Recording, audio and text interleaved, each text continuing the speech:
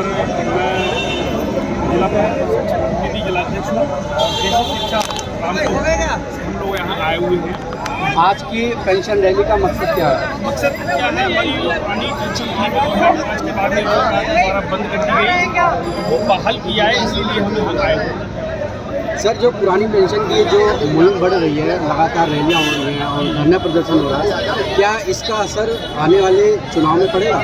हाँ, बिल्कुल पड़ेगा।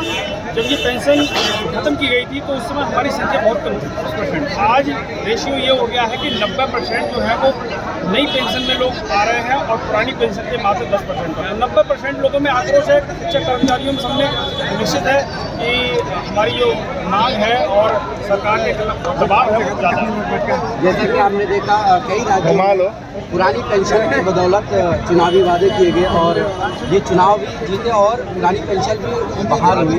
तो क्या आपको लगता है कि आगामी 2014 में सरकार निर्णय लेगी? बिल्कुल बिल्कुल, हमें लगता भी है और बड़ी स्वाभाविक सी बात है। आप देखें कि मौजूदा जो सरकार है, मौजूदा जो व्यवस्था है, वो ये कहती है कि एक देश और एक संविधान, एक देश एक इनकम टैक्स, एक देश एक कानून। लेकिन जब उसे व्यवहार में हम देखते हैं तो उनका रवैया बिल्कुल विपरीत है कि वो स्वयं जितने भी सांसद और विधायक हैं पुरानी पेंशन ले रहे हैं, लेकिन कर्मचारियों को, जितने भी देश में कर्मचारी हैं, यहाँ तक कि सैनिक भी हैं, उन्हें वो नई पेंशन जो कि छलावा है और NPS को हमें न्यू पेंशन स्कीम कहा जाता है, लेकिन मैं कहूँगा NPS की फुल फॉर्म है नो पेंशन स्कीम, यानी उसमें कोई हाथ में आने वाली बात नहीं है।